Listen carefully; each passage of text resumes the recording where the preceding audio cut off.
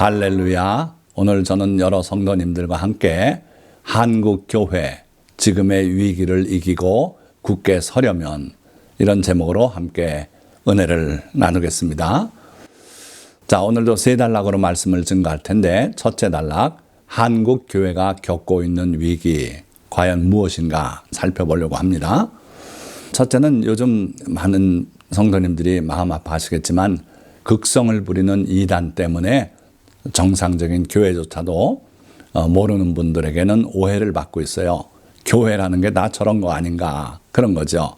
그러다 보니까 또 다른 이유도 있습니다만은 교회를 빠져나가는 청년들, 웬만한 교회 가보면은 젊은 층을 찾아보기가 어렵게 됐다. 자, 그러니까 한 20, 30년 후에는 자연적으로 대한민국의 교회는 몰락할 수밖에 없다. 그런 걱정을 하는 분들이 많습니다. 그리고 성직자는 계속 증가하고 있어요. 그리고 가난한 성도가 늘어나고 있죠. 다시 말하면 교회 예배에 참석하지 않는 그런 성도들이 늘어나고 있다. 자, 그 이유 중에 하나는 이 코로나 사태가 오래 지속됨으로써 대면 예배가 금지되고 따라서 온라인으로 예배를 드리고 이게 습관화돼서 이런 일이 더 심화되고 있지 않나 하는 거죠. 지금도 교회를 출석할 수 있는 상황에서도 집안에서 그냥 컴퓨터로 예배에 참석하는 정도로 예배를 대신하는 그런 성도들이 많다. 그러다 보니까 출석 교회는 줄고요. 문 닫는 교회들이 자꾸 늘어나고 있어요. 그 문 닫은 교회 중에 일부는 그 교회 건물이 매각이 돼서 다른 용도로 쓰이고 있는데 이게 유럽에서부터 일어난 현상 아닙니까? 우리 대한민국은 8, 90년, 70년대에 큰 붐을 누리고 있었는데 유럽 교회들은 이렇게 쇠퇴해서 오래된 그 교회 성당들이 다른 용도로 쓰인다. 그 소리를 들어왔어요. 그런데 보니까 오늘 우리가 대한민국의 교회가 또한 이러한 일을 겪고 있지 않나 하는 거죠. 이 아래 사진이 바로 네덜란드 아르넴의 성 요셉 가톨릭 교회입니다. 스케이트장으로 바뀌었어요. 그래서 내부 사진인데 어린아이가 스케이트보드를 타고 있는 모습이죠. 자, 그런가 하면 우리나라 인천 영종도에 있는 한 교회인데 무려 120년의 역사를 가졌던 교회예요. 그런데 결국은 성도가 떠나고 문을 닫고 지금은 카페로 개조가 돼서 카페로 사용되고 있습니다. 그래서 1904년도에 창립돼서 2022년도에 문을 닫은 교회가 됐고 거기에 카페가 메이드림이라고 만들어진 숲이다 그런 뜻의 이름을 내걸고 영업을 하고 있는데 사람들이 너무 많이 와서 주차할 데가 없대요. 자, 어째서 이런 일이 벌어지고 있습니까? 2700년 전 북이스라엘 왕조의 멸망에서 그 원인을 찾아보고자 합니다. 보니까 아모스 선지자, 목동이었고 뽕나무를 재배하는 자라고 자기 자신을 그렇게 소개하고 있어요. 그런데 하나님께서 그를 세워서 북이스라엘의 멸망을 예고하게 하셨어요. 그런데 그 당시의 상황을 또 자세히 그를 통해서 드러내셨죠. 자, 그 당시에 북이스라엘 왕국은요, 부흥을 누리고 있었고, 그런가 하면 또 타락이 말로 다 할 수 없어요. 그래서 아모스 4장 4절에서 5절의 말씀 보니까 너희는 베델에 가서 범죄하며 길갈에 가서 죄를 더하며 아침마다 너희 희생을 3일마다 너희 11조를 드리며 누룩 놓은 것을 불살라 수은제로 드리며 낙헌제를 소리내어 선포하려무나 이스라엘 자손들아 이것이 너희가 기뻐하는 바니라 주 여호와의 말씀이니라. 자, 이거 참 신기한 말씀 아닙니까? 앞부분에 보니까 베델에 가서 범죄하며 길갈에 가서 죄를 더하며 그렇게 하라는 거예요. 그러면서 또 그 다음에 보니까 아침마다 너희 희생을 3일마다 너희 11조를 이렇게 쭉 내용을 보니까 아주 열심인 종교 행위를 말하고 있어요. 자, 그래서 사회적으로는 타락해서 죄악이 넘쳐나고 심지어 베델, 길갈 다 종교적인 성지 아닙니까?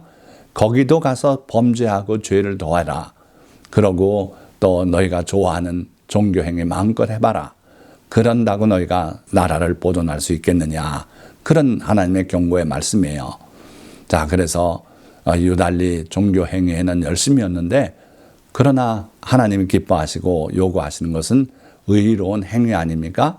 하나님의 말씀대로 바르게 사는 건데 이들은 그렇지 못했어요. 그리고 그 종교 행위도 자세히 보면요, 하나님이 요구하시는 것과는 좀 비끄러져 있는 걸 볼 수 있죠. 그래서 하나님의 말씀 계명에서 빗나간 종교는 범죄일 뿐이고, 그들이 아무리 그런 종교 행위를 열심히 해도 하나님께서는 그걸 기쁘게 받으실 수 없고, 오히려 그걸 범죄하는 거로 죄를 더하는 것이라고 이렇게 말씀하고 있다 하는 거죠.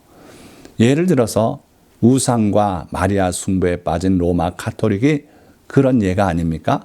하나님께서는 우상, 하늘에 있는 새나 또 땅에 있는 짐승이나 남자나 여자나 또는 땅 아래에 있는 것이나 또 물속에 있는 것 어느 것이든지 그 형상을 만들지 말고 섬기지 말고 절하지 말라고 수없이 경고하셨어요.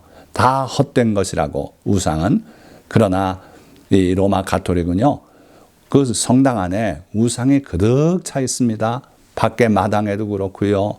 또 로마 가톨릭의 그 본산이라고 할 수 있는 바티칸, 베드로 성전, 거기에도 보면 지붕 위로 쭉 돌아가면서 우상이 세워져 있어요.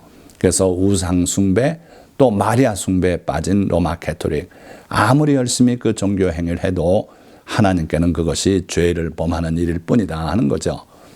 자, 그렇다면 왜 이렇게 북이스라엘의 종교가 타락하고 또 이 로마 가톨릭의 종교가 타락하고 또 심지어 우리 대한민국의 종교조차 타락했는가? 열왕기상 12장 28절에서 30절의 말씀을 보면, 이에 계획하고 두 금송아지를 만들고 무리에게 말하기를 너희가 다시는 예루살렘에 올라갈 것이 없도다. 이스라엘아, 이는 너희를 애굽 땅에서 인도하여 올린 너희의 신들이라 하고, 하나는 베델에 두고 하나는 단에 둔지라. 이 일이 죄가 되었으니 이는 백성들이 단까지 가서 그 하나에게 경배함이더라. 이스라엘이 북이스라엘과 남유다 왕국으로 분리되지 않았습니까? 이 북이스라엘의 최초의 왕인 여로보암이 꾀를 냈어요. 자기 백성들이 남쪽 유다 왕국으로 왕래하지 못하도록 하기 위해서 꾀를 냈는데, 그 꾀가 뭐냐면 금송아지를 두 개를 만들었어요. 하나는 저 북쪽 끝에 단에다 두고 하나는 남쪽 이스라엘 왕국으로 건너가기 바로 직전에 베델에다 두고, 그러고 하나님께서 율법을 통해서 이스라엘 백성에게 주셨던 그것과 다른 새로운 종교를 만들었어요. 대충 보면은 하나님의 종교 같은데 아니에요. 그래서 그 황금 송아지가 바로 그들을 애굽에서 인도해낸 신들이다 이렇게 말하고 그걸 섬기게 했어요. 그리고 그가 또 산당들을 짓고 레위 자손 아닌 보통 백성으로 제사장을 삼고 8째 달 곧 그 달 15째 날로 절기를 정하여 유다의 절기와 비슷하게 하고, 제단에 올라가되 베델에서 그와 같이 행하여 그가 만든 송아지에게 제사를 드렸으며 그가 지은 산당에 제사장을 베델에서 세웠더라. 자, 기가 막힌 일입니다. 그 황금 송아지를 만들어서 거기에 경배하게 하고 더 나아가서 또 많은 산당들을 지었어요. 거기까지 오기 불편해하는 사람들을 위해서는 더 가까운 지역의 산당에 가서 하나님을 예배하라, 이런 식이 된 거죠. 그러나 하나님의 본뜻은요, 하나님이 그 이름을 두시려고 택한 그 성읍에 모여서 1년에 3차례 하나님께 경배하도록 그렇게 하나님이 법을 정하셨어요. 그런데 북쪽 이스라엘은요, 곳곳에 산당을 짓고, 게다가 하나님을 섬기는 일은 혈통으로 레위 자손만이 감당하도록 했는데, 그 북쪽 이스라엘은 레위인들이 다 떠나니까 보통 백성으로 제사장을 삼았어요. 그러고 절기로 바꿔버렸어요.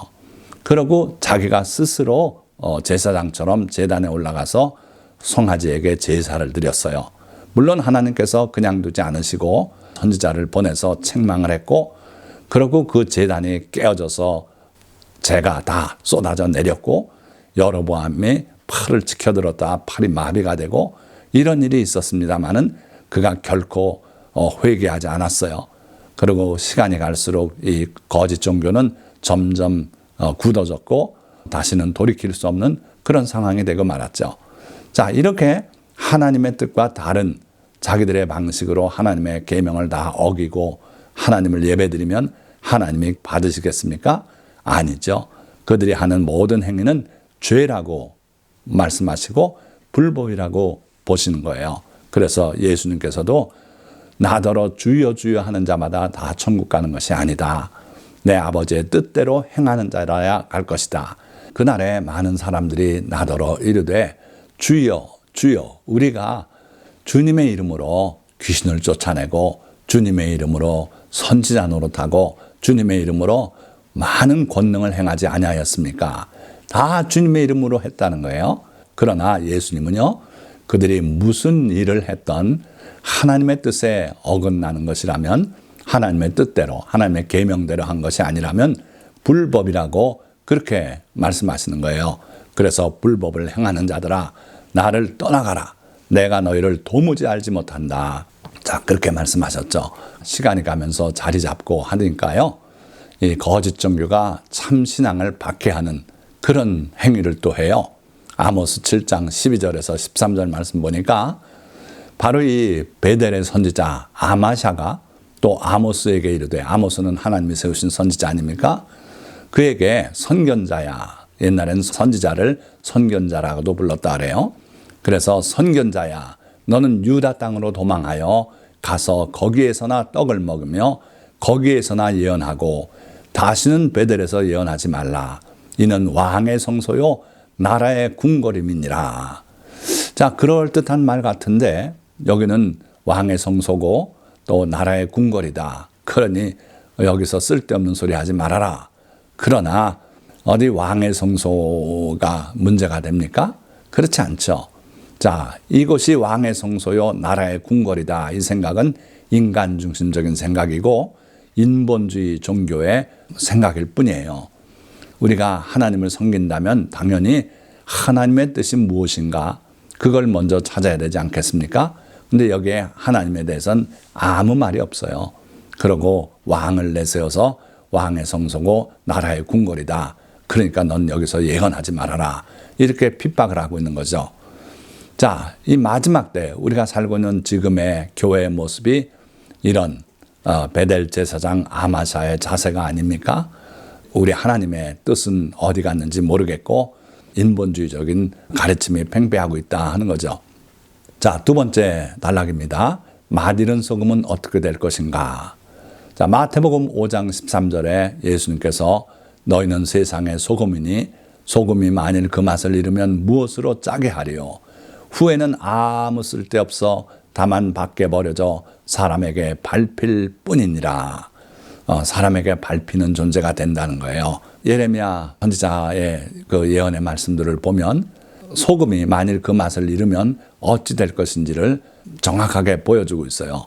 자, 예레미야 6장 14절에서 15절의 말씀을 보니까 그들이 내 백성의 상처를 가볍게 여기면서 말하기를 평강하다 평강하다 하나 평강이 없도다.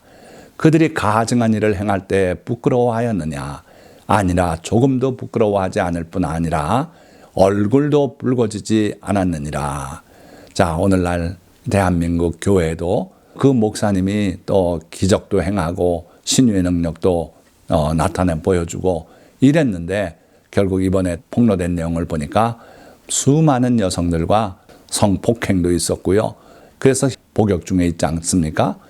최근에는 또 그 뇌종양이 생겨서 치료를 목적으로 임시 형집행 정지로 나와 있는데 어쨌든 이분이 그런 정말 부끄러운 일, 평신도도 해서는 안 될 일을 저지르면서 부끄러워하지 않았고 자기하고의 성관계를 종교적인 의미를 부여하고 그랬다는 거예요.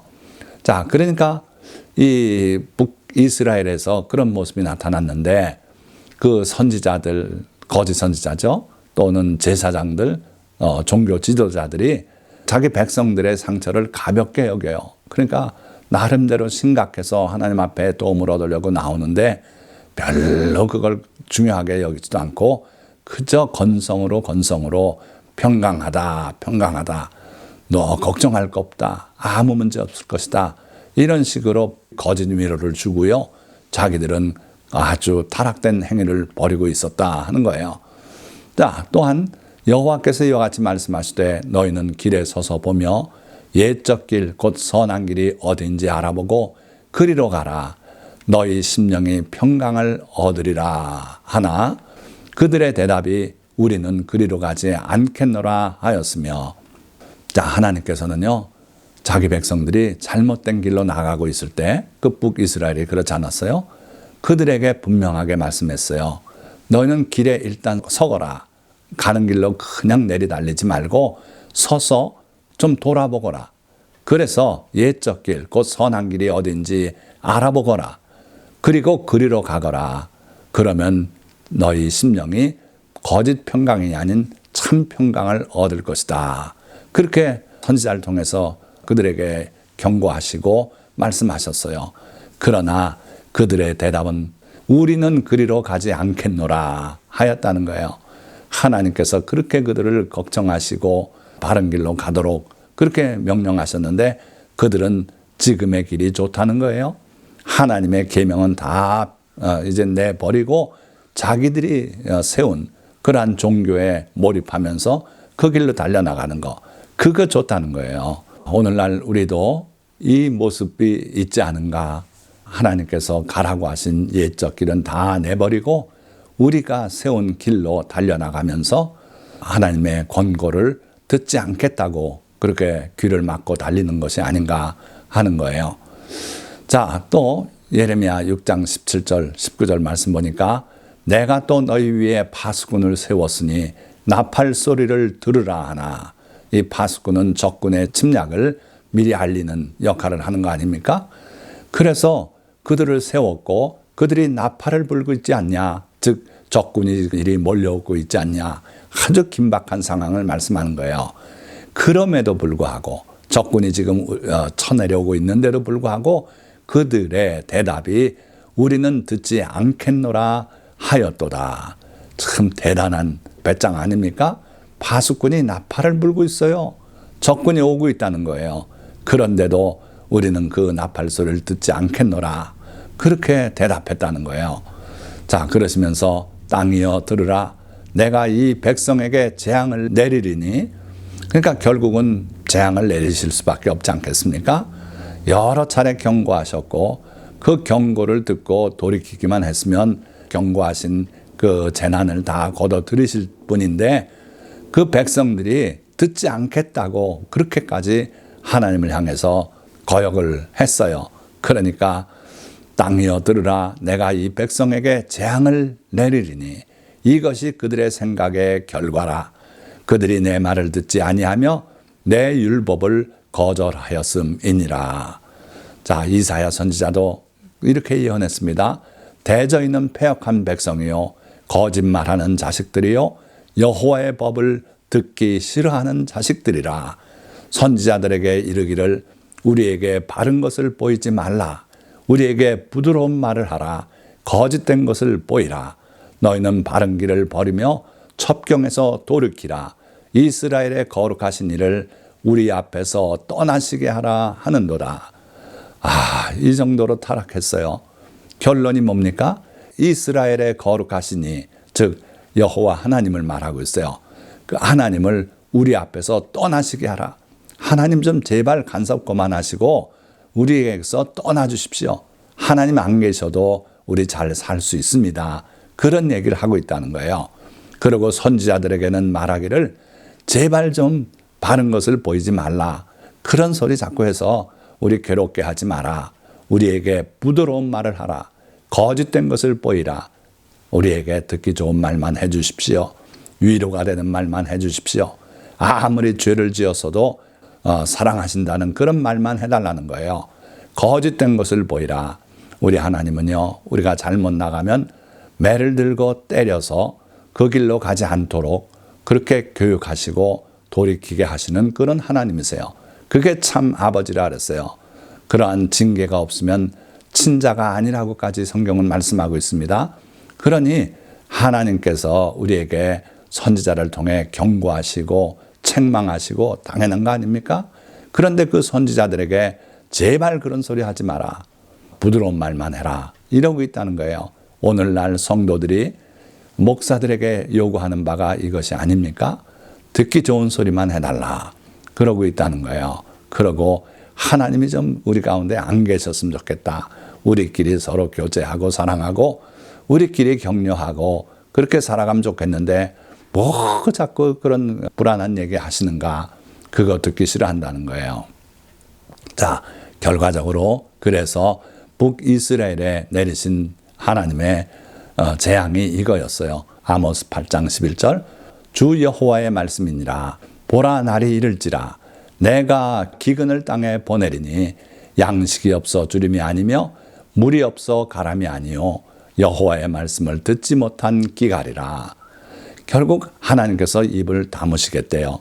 아무리 말해봐야 그런 말씀 좀 하지 마십시오. 하나님이 좀 떠나 계셨으면 좋겠습니다. 이런 식으로 대답을 하니까 옛적 길 그 길 우리는 안 가겠습니다. 왜 우리가 그렇게 답답한 삶을 살아야 합니까? 이러고 대드니까 하나님께서 입을 다무셨어요. 그러니까 하나님의 말씀을 듣지 못한 기갈이 그들 가운데 있었다 하는 거예요.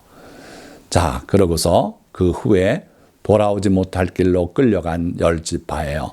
그래서 북쪽 이스라엘의 10지파는 공식적으로는 되돌아온 적이 없어요. 그리고 남쪽 유다 왕국조차도 바벨론에게 끌려가서 멸망하고 그러나 그들은 70년 만에 돌아왔습니다. 세 번째 단락입니다. 간략하게 말씀드리겠습니다. 우리가 돌아가야 할 길은 그럼 무엇입니까? 마태복음 4장 4절 사람이 떡으로만 살 것이 아니요 하나님의 입으로부터 나오는 모든 말씀으로 살 것이라. 또 잠언 8장 35절 누구든지 내게 들으며 날마다 내 문 곁에서 기다리며 문설주 옆에서 기다리는 자는 복이 있나니. 자, 주님의 말씀으로 살아야 하고 또 주님의 말씀을 사모하며 그 하나님의 말씀을 얻기 위해서 날마다 기다리고 기도하고 성경을 읽고 하는 그런 삶을 살아야 한다 이거예요. 그게 우리가 돌아가야 할 길이다.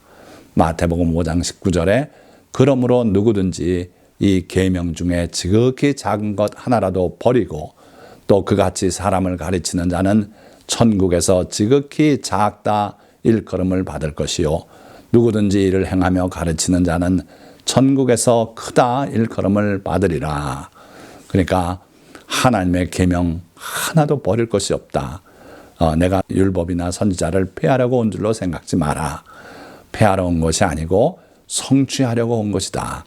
그러므로 누구든지 이 계명 중에 지극히 작은 것 하나라도 버리고 또 그같이 사람을 가르치는 자는 천국에서 지극히 작다 일컬음을 받을 것이다. 하나님의 계명은 아무리 보잘것없는 계명이고 다 옛 것 같아도 거기에 참 하나님의 뜻이 있다.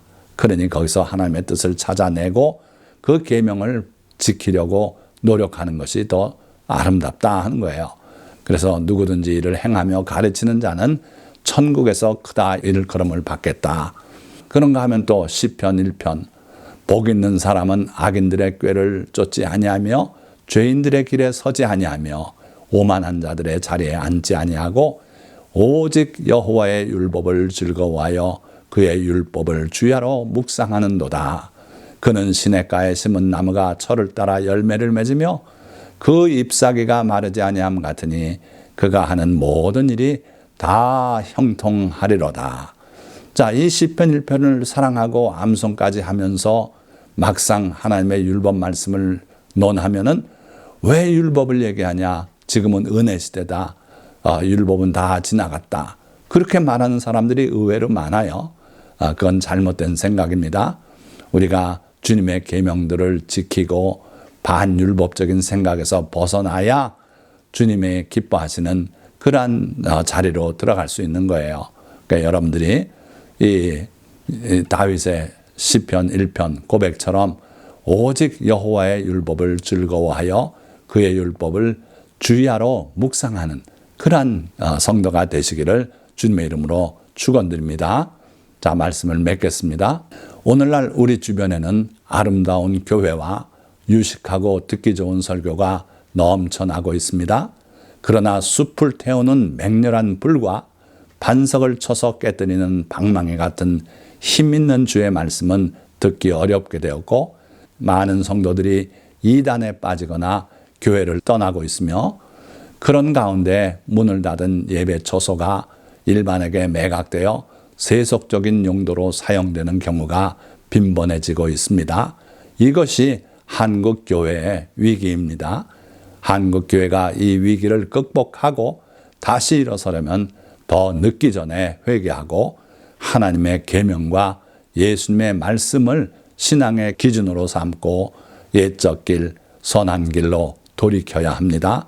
그래야만 하나님의 말씀을 듣지 못하는 기갈이나 주님과의 단절을 면하고 다시 굳게 서서 주님의 은혜를 누리며 주님과 동행할 수 있을 것입니다. 오늘 이 설교 말씀을 들은 모든 성도님들 다 주님의 은혜 가운데 하나님의 계명을 존중하고 사랑하고 묵상하고 실천하는 삶을 살아서 주님과 동행하고 천국에서 다 함께 만나는 그러한 귀한 성도가 되시기를 예수 그리스도의 이름으로 축원드립니다. 기도하겠습니다.